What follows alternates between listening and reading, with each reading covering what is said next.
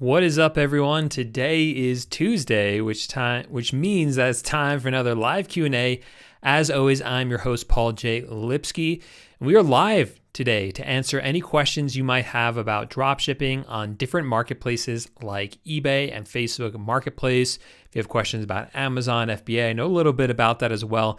All sorts of different ways to make money online. So if that interests you, make sure to subscribe and come to the live Q&As that I do every single Tuesday at 4 p.m. Eastern time. And let me jump into the chat and get right into answering some of these questions, because that's what this time is all about. If you're here, say hi in the chat. Let me know where you're coming in from. Let me know how you're doing.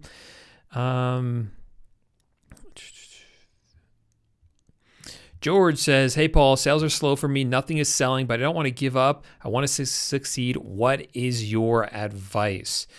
George, a lot of people feel that way. A lot of people get into a point in their dropshipping journey where they're starting out, they're not seeing the success that they want to see right away. That's totally normal. I experienced that as well.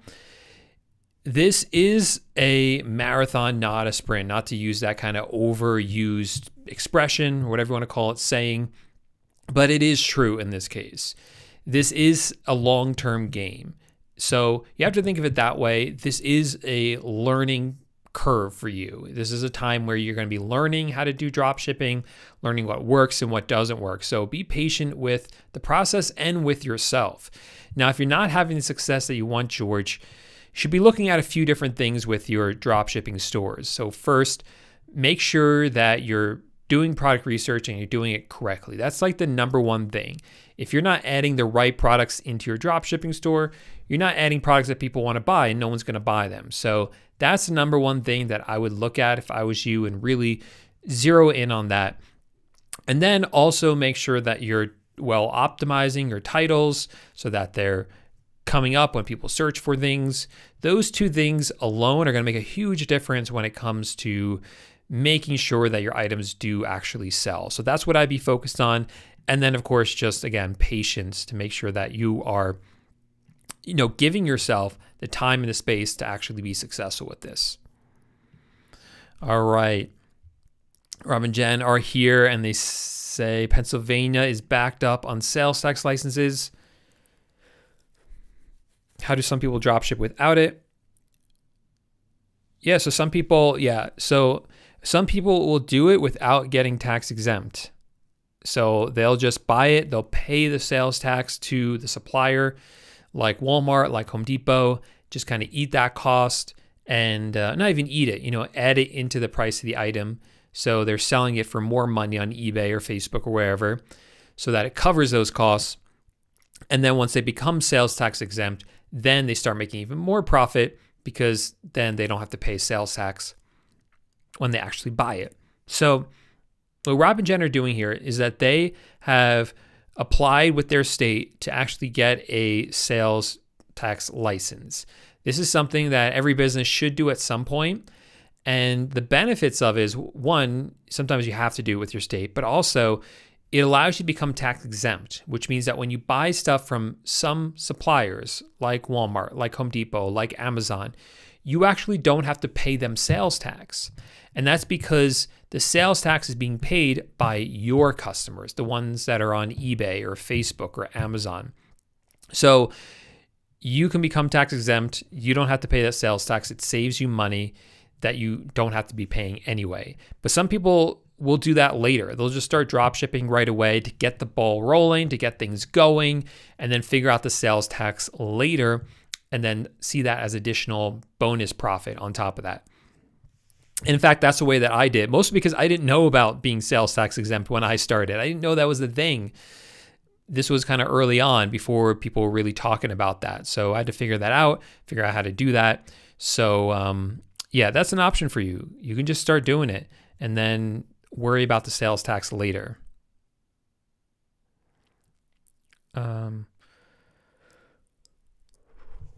Excuse me. Let's see. Haley says, what do I have to do to break even? When you say break even, do you mean I have to price all my products where I make no profit yet just so I get traffic? If that's what you mean, can I at least make $1? So break even means that your business isn't making any money, but it's not losing any money. So you're kind of at like zero. Now, that doesn't sound very good in and of itself, right? Because the point of having a business is to make money. But what you need to realize, what you should understand, is that most traditional businesses, brick and mortar stores, restaurants, mom and pop shops that you walk into on Main Street, those stores, those restaurants, they usually take years before they break even. And that's because the cost to start a business like that is so high. They're going to take out loans to buy all the equipment for their restaurant. We'll use restaurant in this example. They're going to take out loans to buy all the ingredients that they need up front. They're buying the place, the property on a mortgage, or they're renting it. The cost is very high to get started. So it could be literally years before they even break even and start actually making a profit. So that break even point for a traditional business is a big deal. And it should still be somewhat of a big deal for dropshipping. The difference with dropshipping is that you're going to break even much, much quicker than that. That's one of the amazing things about dropshipping, is that it doesn't have the huge upfront investments that other businesses have, like traditional stores or traditional even e-commerce businesses that require you to buy all the inventory up front. It doesn't have that high overhead. It's therefore lower risk. It's therefore you're going to reach that break-even point even faster, pretty much right away. So when it comes to dropshipping, the money that you have to put into it is very minimal. We're looking at just signing up for software, and that's about it. So once you're able to, so what I should say is, when you're listing the items, what's helpful though, what really helps your store grow is getting more sales. So it's kind of like this hard thing to balance, right? It's hard thing to really picture, because in order to make sales on eBay, you have to get more sales. But you can't get sales without getting sales. You see, it's kind of confusing. So we have to kind of try to jumpstart that process. And we can jumpstart the process. We can trick sort of the algorithm, the eBay algorithm, into giving us more sales by doing things that we know it likes, like lowering our prices. So in the beginning, one of the things that really works for beginners, especially when you don't have title optimization down and things like that, is price your items at break even. That means that once that item sells, you're not going to make any money on it, but you're not going to lose any money on it either. So you're at that break-even point. And what that's going to do is it's going to give you more sales. You're going to fulfill orders. eBay's going to see, hey, Haley here, she's able to fulfill all her orders. She's able to actually handle these orders. So we're going to send her more traffic, even if she raises her prices. So again, this is a long game. That's how you kind of want to be thinking about it. So I'd be willing to sacrifice some profit for the now in order to really grow my store and have that success and scale it up to the point where you want to be.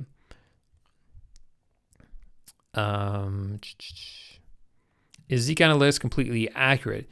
Yeah, as far as I know. So Zeek Analytics is what we use to help us do product research. So it helps us find which items are popular and doing well on eBay. And so we can see like, okay, this item is sold 30 times in the past month. There's a good chance it's going to keep selling well over the next few months as well. So I'm going to list this one up as well. That's what you would do. As far as I know, as far as I've seen it to be very accurate. So yeah. It pulls the information right from eBay. So if eBay is accurate, it should be accurate as well.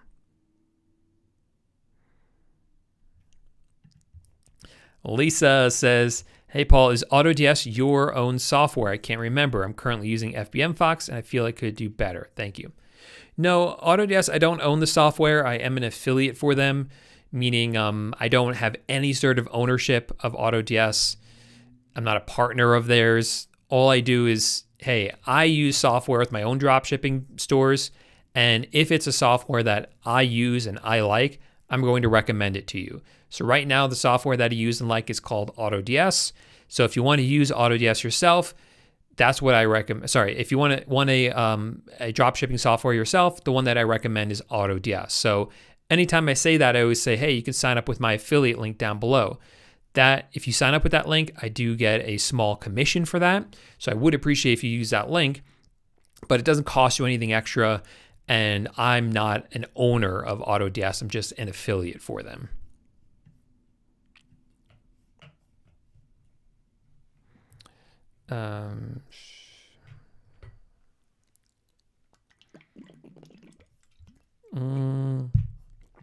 Cred says, when I search on eBay for mainstays items, some items show how many sold, but I'm finding most items under that search aren't even when I click to open their titles. I think you mean like they haven't even sold? So I'm not 100% following you, Cred, which is fine. I think I'm following you enough. So it sounds like what you're trying to do is you're trying to do product research. And the way you do product research on eBay is, you're trying to find items on eBay that are popular, that have been selling well over the past few weeks. Because if someone else is drop shipping them and they're selling, then you should go ahead and try to sell those same products, because that's going to now give you products that people on eBay are buying, right? So in some of my videos here on YouTube and in my course, I say, hey, like a way to do this, a way to find these other drop shippers is you search on eBay for the word mainstays, because mainstays is a brand that only Walmart sells. So if you see people selling mainstays products on eBay, there's a really good chance that they are drop shipping those products from Walmart onto eBay. So once you do that, again, you're trying to find ones that are selling well. So you can actually open up those listings and see, hey, has it sold recently or not? So the trouble with that method is, and it does work, it just takes a lot of time. The trouble with it is you might be opening up every single result and seeing, has this one sold? No. Has this one sold? No. Has this one sold? No. Has this one sold? No. Oh, this one is sold, but it's only sold once. Has this one sold? No. Has this one sold? No. Has this one sold? Oh, this one has sold 5 times in the past month. Great. This is an item I'll drop ship myself. So it does work. It just takes a lot of time. So 2 tricks I have for you. One is don't look at those results.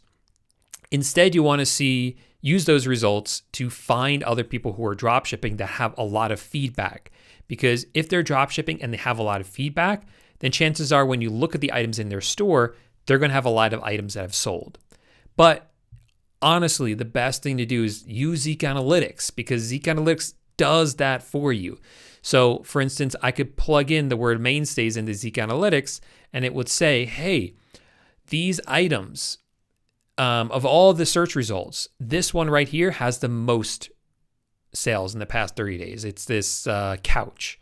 So you can say, okay, that couch has sold 25 times in the past month. That's the one that I want to buy, drop ship. And then you can scan the seller for that and look at all the items that they're selling that are not just mainstays products. So that's what I would do. Zeek Analytics, that's literally what it's for, to kind of help speed up that entire process. And sorts it for you automatically, so you don't have to do it.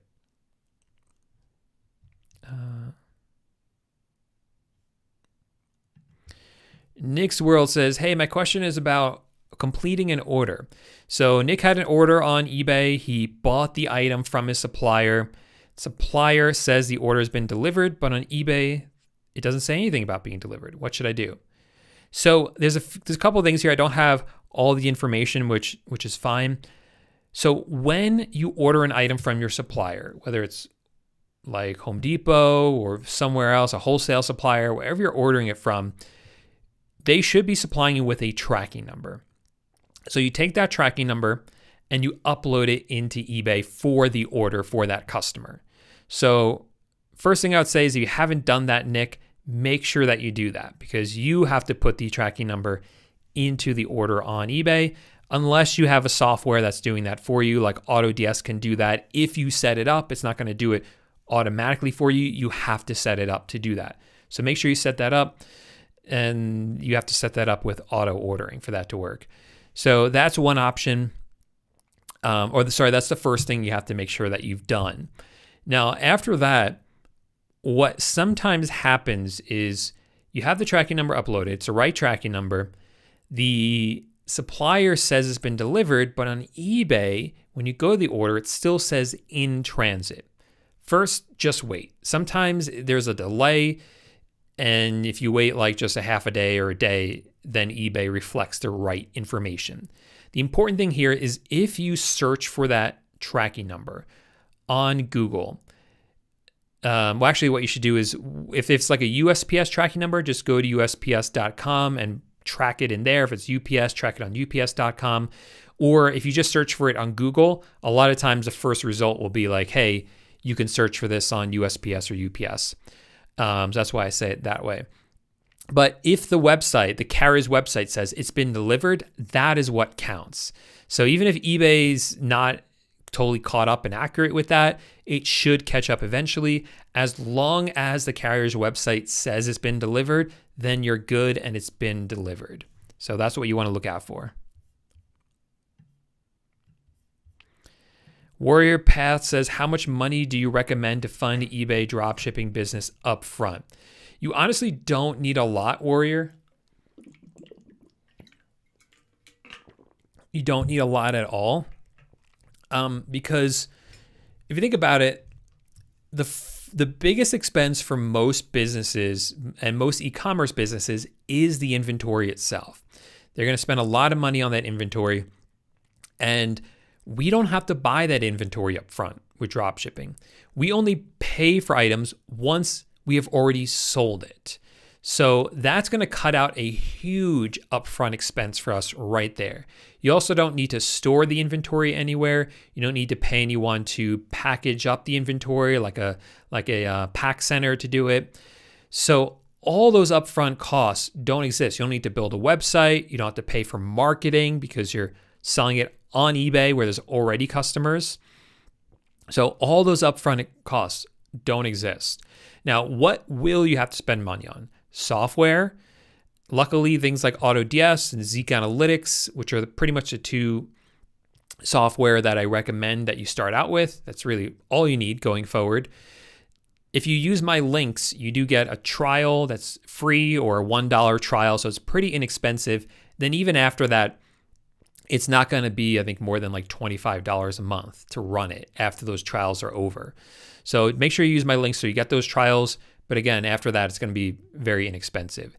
And that's about it. Now, once an item sells, you then have to purchase it from your supplier. And here's where things, where you do need to be a little bit creative with things, I guess. Not even creative, but eBay doesn't pay you the money right away. They hold on to the funds because they don't know who you are. They don't know if you're actually going to ship out the items to the customer. So what you need to do is, once the item sells on eBay, you go buy it from your supplier with a credit card.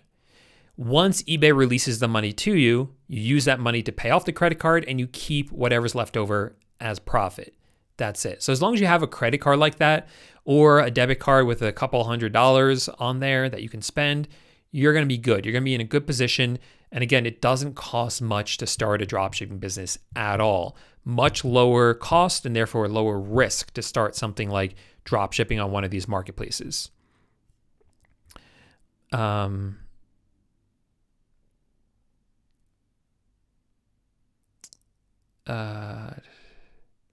Okay.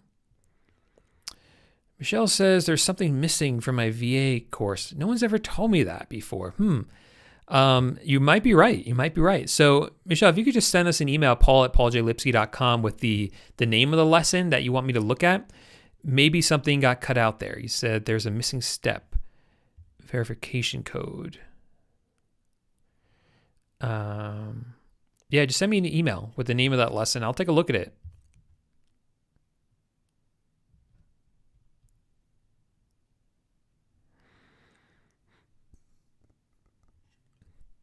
I don't know anything about this. We have a problem in our country. We can't purchase online over $1,500 a year. I don't know anything about that. I don't know if that's a law or something to do with credit card companies. I don't know. Some people use like virtual credit cards for things like that maybe. But again, I don't know why you're not able to purchase more than $1,500 a year, what that's about.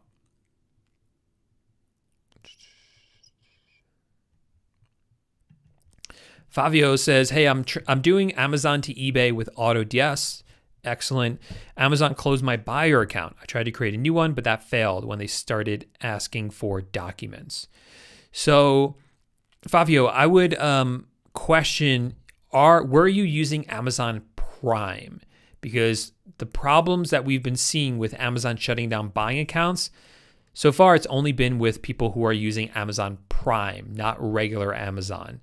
So if that's what you were doing, then I would suggest you sign up for a regular Amazon account and just use that, and just obviously adjust the prices of your items for anything cheaper than $25 to cover shipping costs. But otherwise, it should be smooth sailing from that. Hey, Rich, how you been, man? It's good to see you back here. Rich has been one of my longtime subscribers.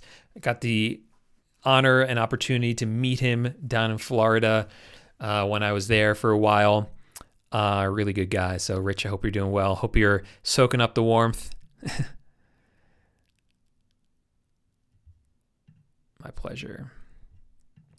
How do I unlock shipping on Facebook Marketplaces, Gene? Yeah, so the shipping option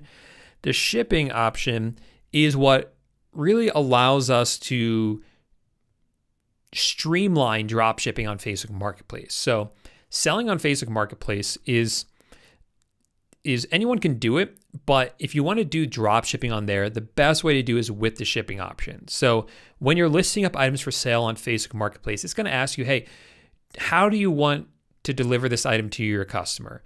You can either do it in person or you can ship the item to your customer. That is the shipping option. So with that shipping option enabled, then people can buy the item right from you on Facebook, pay you right through Facebook, and then you can have your supplier ship the item to your customer. There are other ways to do drop shipping on Facebook, but that shipping option is the best way to do it. So you do want it. If you have if you have a Facebook account and you're based in the United States and you've had that Facebook account for a while, then that shipping option should be available to you. It's available to most US users of Facebook who have had their accounts for a while. If you're outside the United States, you probably don't have the shipping option and it's going to be almost impossible to get it. And if you have a brand new Facebook account, you probably don't have the shipping option and it's going to be a little while before you get it. So those are two scenarios where if you're outside the United States, there's really nothing you can do. If you're inside the United States and you have a brand new Facebook account, you just have to wait for it to be unlocked. It's just something that's going to take time. The third scenario where you wouldn't have it is if you've ever done ads on Facebook, done Facebook ads, and your ads account was deactivated, shut down, I should say, suspended by Facebook, you won't be able to sell in Facebook Marketplace using the shipping option until you get that ads account restriction lifted. So I would go through that appeal process so that you can not only use Facebook ads, which you don't need for what we do, but more importantly, that's also going to enable Facebook shipping option for you. Hey, we got a super chat. What is up, Charles? Thanks so much for the super chat. Appreciate it, man. Says, what do you do when eBay shuts down your store, even while having excellent numbers? That's rough. I don't know exactly what happened in your circumstances, Charles. But, Charles, I would look. Sometimes they'll tell you why they shut down your account, but sometimes they don't. So if you can find out why it is that they shut down your eBay account, maybe they sent you an email with that information. You can also try to reach out to them and get information about how that or why that happened. That would be your first step. Assuming that you can't get your account back, sometimes, very often you can, and there are services you can hire to help you get your account back. But if you can't get it back, then what I would look at doing is starting a stealth account on eBay so you can get up and running again. Can I keep selling without having an LLC? Yeah, you don't need an LLC to sell. It's certainly a good idea at a certain point, but you don't need one to start selling. You could just sell as yourself, as an individual.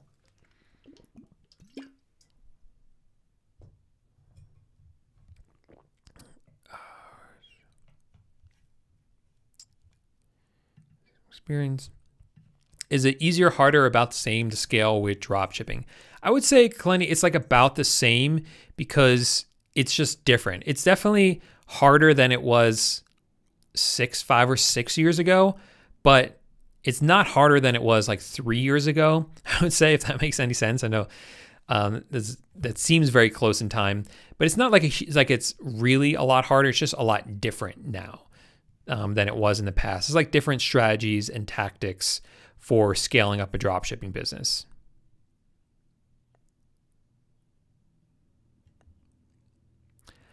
Jeremiah, I don't know why I've sent my question today because I don't know is that your name on when you send the email, is it Jeremiah? Because I haven't seen any emails from you. I'm going to check right now. Because I haven't seen any emails from you. Although we did just move our email. I'm going to check right now. We did move our email servers over to something else. So maybe it got lost in there. But I haven't seen any emails from you. So let's see what's going on. Oh, there it is right there.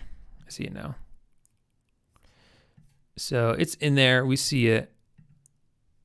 And I'll make sure that it gets added to my attention so I'm able to answer it. Cool. All right.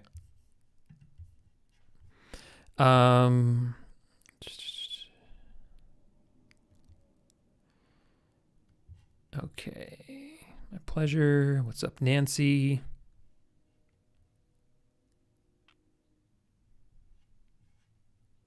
Yeah, you don't want to use Prime for that.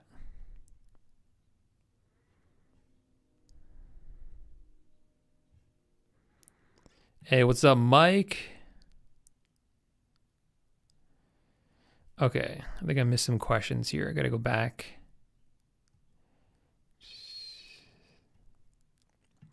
Michelle says, when you're doing product research and it shows how many competitors on Zeek you have, do you only post the items that have 0 to 3 competitors, or don't worry about how many?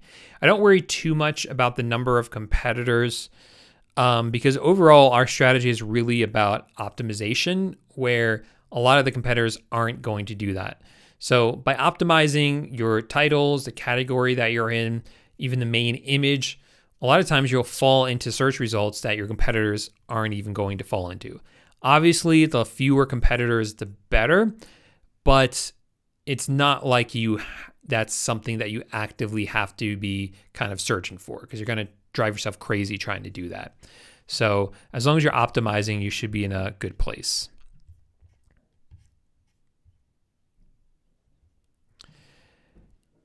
Yellow Boy says, how many items do you list on Facebook Marketplace before you get consistent sales? So that is, there's no straight answer to that, to be honest. And that's because it depends on the listings that you're creating. If you have really good listings, you could start making consistent sales right away with just a few listings. But if you are not doing good product research, you're not optimizing your titles, you're not optimizing the categories, then there's a good chance you're not going to make any sales, even if they're great products. So just keep that in mind. It's about pulling all of that together and doing it right. That's what matters a lot more. You know, I have videos here on YouTube where I've gone in and done research, product research, and we've seen stores with just a couple hundred products, which is not a lot for dropshipping. It's just a couple hundred, and it's doing over $10,000 a month in sales, sometimes $20,000 a month in sales with just a couple hundred products. And then we've seen other people with thousands of products who just have a couple $1,000s in sales per month. So it really depends on the products that you're listing and how well you're doing with that. That is a lot more important.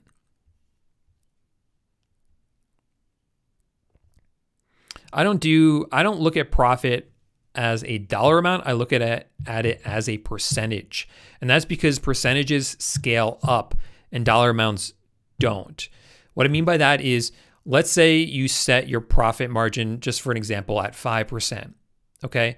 So if you do that 5%, then for a cheaper item, it's just going to be a small amount of profit. And for a more expensive item, it's going to be a lot more profit. Why is that important? Well, if you set your dollar amount of $5, your profit, at $5 per product, and you're selling an item that's really cheap, that might be too expensive. That might make the item too expensive for the buyer. And then if you sell a more expensive item, a $5 profit might be leaving a lot of money on the table because you could actually be making a lot more than that in profit.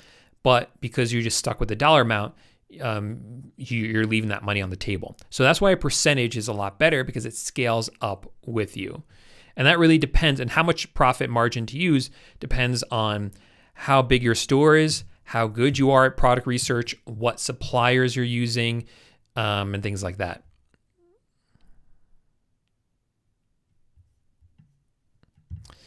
All right, Mike says, for bookkeeping, do you use the numbers in eBay's sales section under performance, or do you download the spreadsheets? Okay, I'm going to be 100% honest with you guys. So I am not the best when it comes to bookkeeping at all. It's not my strong suit at all, which is why I outsource it and I don't do it myself.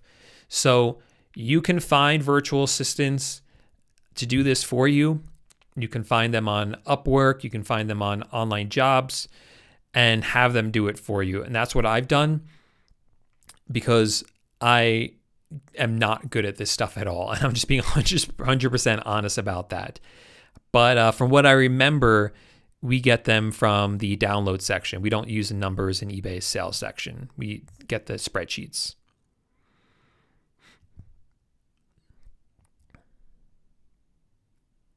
Okay. What do you mean by that, Charles?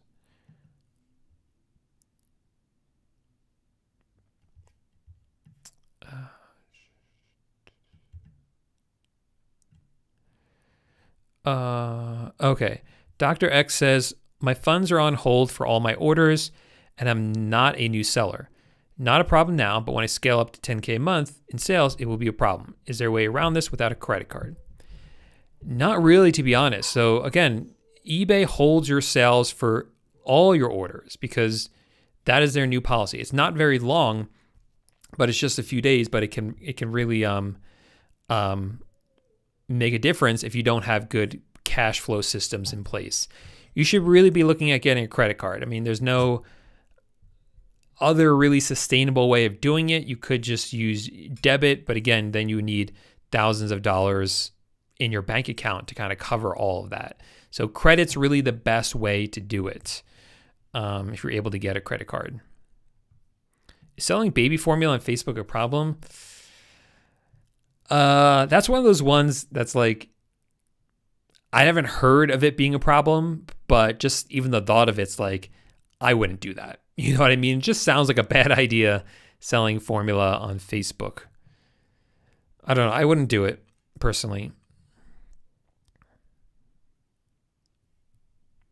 Oh, I forgot to tell you guys, we're going to, last week we ended early.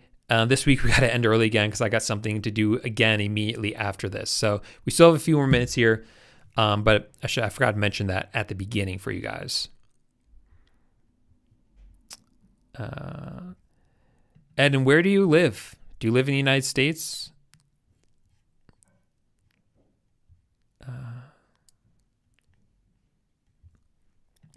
Eden says, on eBay, do you use a template on AutoDS and do you cross-sell with extra items in the description? I don't use that cross-sell. I don't do cross-sales. The templates, I don't really use either. So the templates, when you're listing an item onto eBay using AutoDS, has the option to allow you to use templates. These templates are supposed to make your descriptions look nicer, right? They'll have a nice border, have some nice information there, look like a lot of graphics in there. They do look nice, but what we have found is that when we use plain text descriptions, they tend to do better. And there may be a couple of reasons for that. One, they're just easier to read. Also, they're easier for eBay to scan them and search. I don't know what the reason is, but we found that the plain text ones do better. So you can actually create a custom template inside AutoDS and just make it completely plain text with none of the graphics, And for whatever reason, we just found that that works a lot better.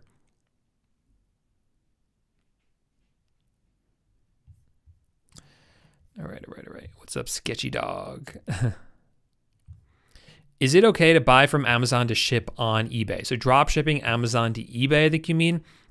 If that's what you mean, we do that, but we only do that with a regular Amazon account, not an Amazon Prime account. So if you're doing it, just don't use a Prime account. If you have Prime on your account, then sign up for a new Amazon account and don't use Prime on that one. If you're not talking about drop shipping, then yeah, you can definitely buy stuff from Amazon, have it delivered to your house, and then resell it on eBay if that's the way that you want to go. That's more like online arbitrage. Yeah, certainly people I know that do that, and people that do it the other way as well. Buy stuff from eBay to sell on Amazon. That's what my buddy Steve does, and I do that as well.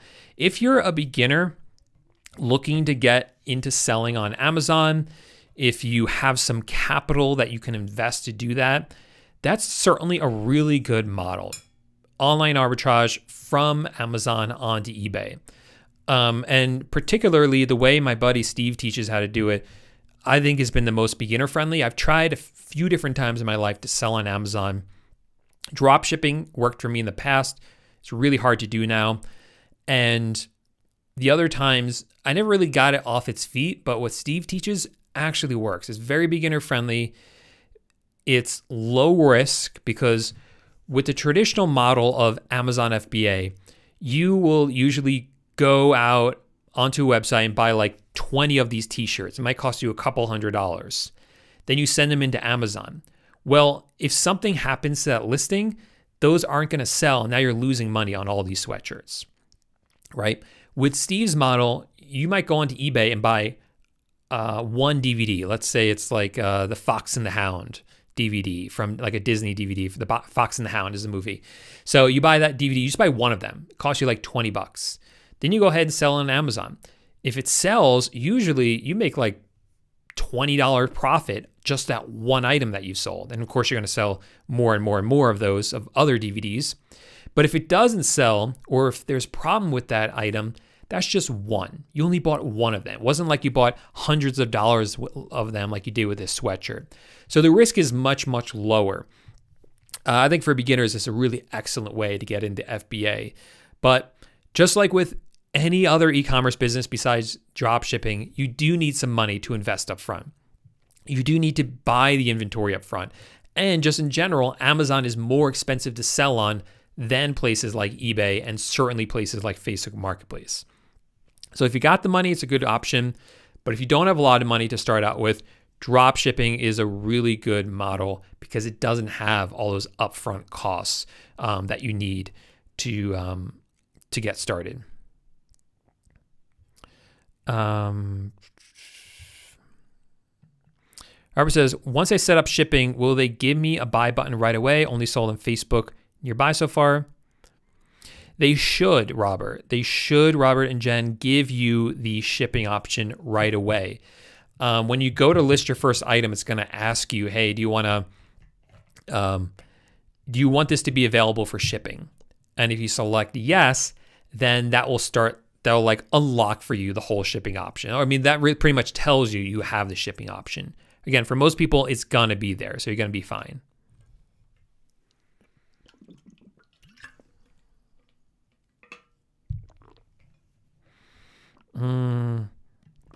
Ross says, how have sales been? Sales have been good. What niche is selling the best for you? I don't concentrate too much on niches. We just sell whatever's popular. But in general, I find that most of the products I sell are like in the home and kitchen category, home goods. A lot of furniture, kitchen stuff, things like that. So home and kitchen tends to be kind of the biggest category that I tend to sell in. All right, I think I got time for like one or two more questions. Raz says, I'm getting my first VA soon. What was your worst experience with a VA and what did you do to them? I can't think of any really bad experiences I've had with a VA. off the top of my head. I feel like there was something that happened, but there was nothing ever catastrophic. It wasn't like anyone ever stole from me or anything like that. I think I just had an experience once of a VA who was doing ordering for me. This was back before we had auto ordering, and they were just doing a bad job. And like every time I would teach them how to do it right, they would just do it wrong. And then I would correct them and they would do something else wrong. And I'm just like, this isn't that hard, to be honest. At a certain point, it's not that hard to order items from homedepot.com, right? You put the item in the cart, you go through the checkout process, you enter in the shipping address. I mean, that's it. But they just kept messing things up. So you have to fire them at that point. You know, you want to be patient. You want to give them benefit of the doubt. You know, there's definitely a language barrier. But if they're not able to kind of grasp things that are simple like that, you have to let them go. And it sucks to do that, but that's what you got to do as the boss. All right. All right, so that is it for today. Thanks to everyone for hanging out. Thanks to everyone who gave the video a thumbs up and who subscribed to the channel. We'll be doing this regular time next week at 2 p.m. Eastern time, so make sure to subscribe. Make sure to come to get your dropshipping questions answered. Thanks for hanging out, and I'll see you all next week. Bye for now.